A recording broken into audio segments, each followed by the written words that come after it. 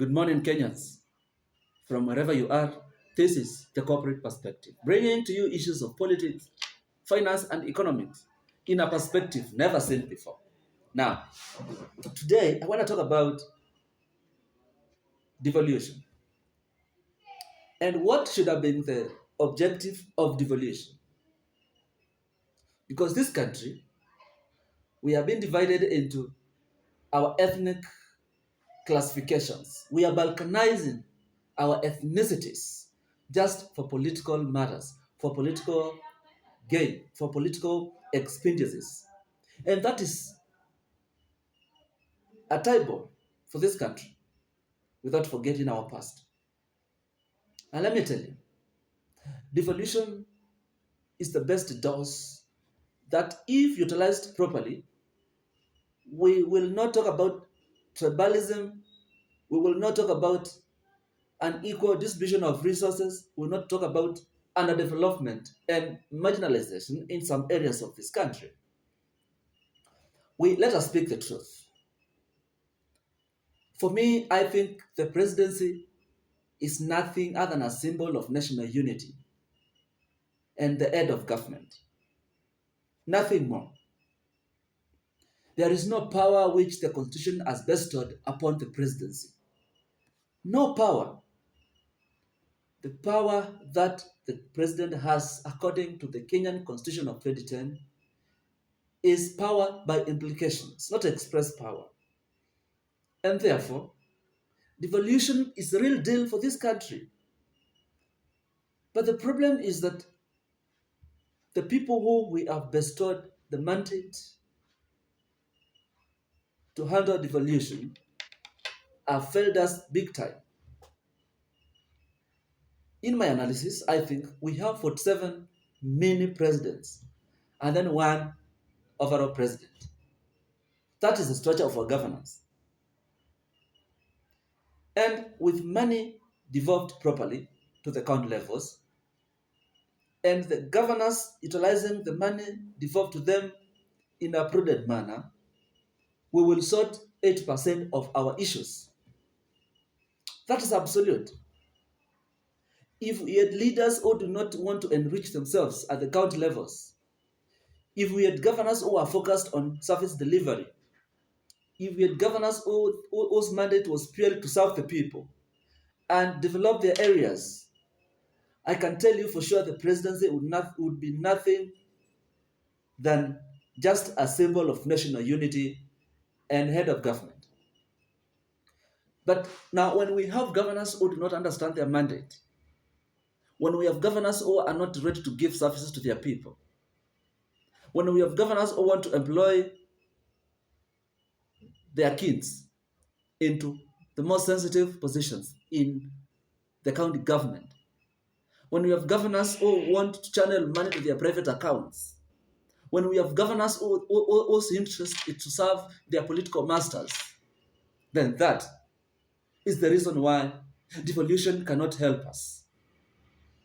What about if we had governors who understands their mandate and the role of devolution in unsettling the status quo and promoting progressive development in their areas?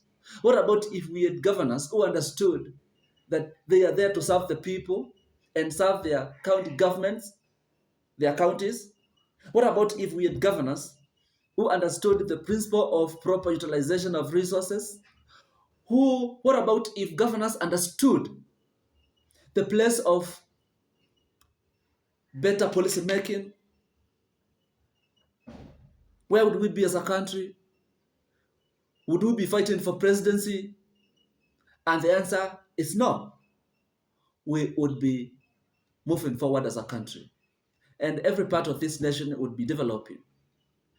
Was it that if you come to Nairobi or elsewhere, you realize that most governors own palatial homes? Governors owning palatial homes, really. You don't own a home when you're a governor, a palatial home in different cities. What that has to show is that you are misusing, you are embezzling public funds. And that is what we must fight as a people.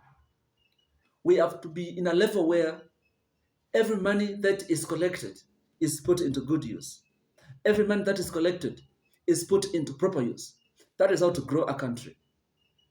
We cannot continue to give excuses. We want governors to account for the little that they get so that they deserve more. They should come and tell us that I have constructed a road 200 kilometers. It is halfway done, but the national government has not given money to that effect. We want a governor to come and tell us that I have built a hospital, right? And this hospital does not have proper equipment because the national government has not given us money. We want a governor to tell us that I have built ABCD, but because the national government is not giving us money, then that's the reason why we have not been able to advance. Then we can pick it from there as a nation and talk about real issues that are affecting our financial infrastructure. But for a county government to return money to the exchequer because that money was not utilized, when we know people are dying across the board for lack of better health care, people are failing to go to school for lack of school fees. Come on, we cannot live in a country like this. We must elect people, therefore, who are responsible and understand their mandate.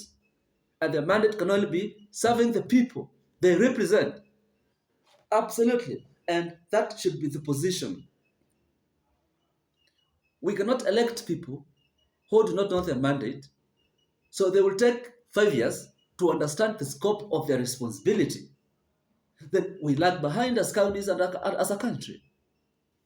So, ladies and gentlemen, fellow Kenyans, it is a bitter reality that we must double check our choices at the ballot because that is where the mistake begins. I beseech the powers that be to enact legislation to make it easy to recall elected people. And by the way, I hear people talk about when you are elected, you are safeguarded. Not really. If I have a girlfriend, if I see a good girl and I seduce her, I woo her on my side, and we start dating.